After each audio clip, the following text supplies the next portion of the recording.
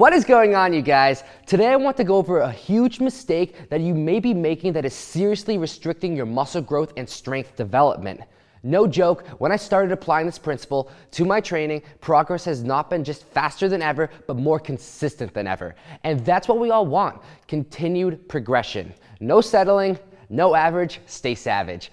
Now, real quick, guys, head over to our website, anabolicaliens.com, and make sure to sign up for our mailing list. We have a ton of developments in the making, and also we have a few spots open for our one-on-one training where we provide customized workout and meal plans from scratch to meet your goals, as well as one-on-one coaching via Skype consultation. And more options, as well as even more apparel selection, will be added in the next few months. So that also will include special deals and discounts. So make sure you're on that mailing list so you're notified as soon as that stuff drops. Now let's not waste any more time, guys, and get right into this video.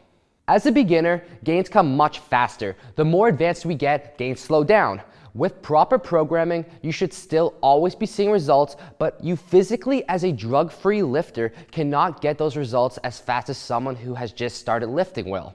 That being said, I see many advanced lifters making progress, but not as fast as they could. This comes down to progressive overload. And progressive overload, guys, in simplest terms, is the gradual increase of stress placed upon the body during exercise training. There are many different methods of progressive overload, like increased reps, increased sets, increased resistance, decreasing rest time, etc. What I am going to refer to in this video is specifically total volume with increased resistance. This concept will most optimally apply to gym goers due to the increased resistance aspect, but I will also relate it to the bodyweight training for those who work out at home. This massive mistake comes down to not going up in weight and not reaching total volume, resulting in limited overload, hence restricted progression. Now let me explain this better for your understanding, since that was a mouthful. Say you have 4 sets of 6 reps to do, and that's your training frequency for that particular exercise for like 6 weeks. You start with 50 pounds. You get all 4 sets of 6 reps this time, so next week you're gonna do 55 pounds. Now this time, you only get 2 full sets of 6 reps, and on your 3rd set, you only got 4 reps. This is the exact point the mistake is made. You usually see people do 3 different things in this situation, which are either 1, drop the weight, 2, use crappy form to get your reps in, or 3, call it quits, thinking that's all I can get, which means you didn't get your total volume in. All these methods are holding you back. I can't express that enough. They're holding you back, guys. Gaining muscle requires mechanical tension, which is the resistance you're placing on the muscles, and metabolic stress, which is how long the muscles are under tension. The more muscle you have, the more strength potential you have. Now, dropping the weight takes away mechanical tension. Crappy form is just going to get you hurt and most likely not even properly activate the muscle fibers. Calling it quits takes away from metabolic stress. So what should we do? If you want to experience serious growth in muscle and strength as fast as possible as a drug-free lifter, then you need to establish the specific principle of progressive overload where you get your total volume in with that increased resistance. If you have 4 sets of 6 reps to do, you get all 24 reps in no matter what with proper form, and do not lower the weight. We'll go back to the example of how you're supposed to do a 4x6 and on the 3rd set you only get 4 reps. That is completely okay. You have to understand that. Take 30 seconds, a minute or so, and finish your set with those 2 reps. Same goes with the 4th set. After you rest, say you only get 3 reps now on that 4th set. Okay. Take another rest and get 3 more reps in. Now, even if you only get 2 reps, okay, take another rest and finish that 1 rep. Do not neglect total volume. It is absolutely essential for growth, guys. Now, you're probably thinking, what about the next week when I do this?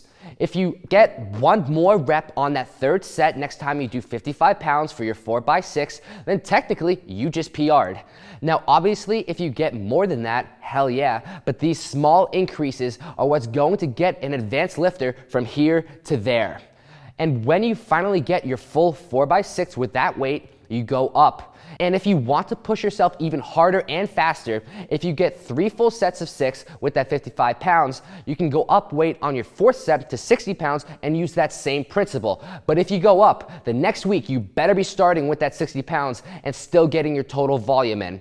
I love pushing my limits like that. I don't believe in limitations. I never settle. I'm always pushing for more. Now, no more going down, guys. We want to go up. We want to establish that progressive overload. I am very confident in saying that the most important concept of my training that results in the most consistent growth is getting my total volume no matter what, while progressively increasing resistance.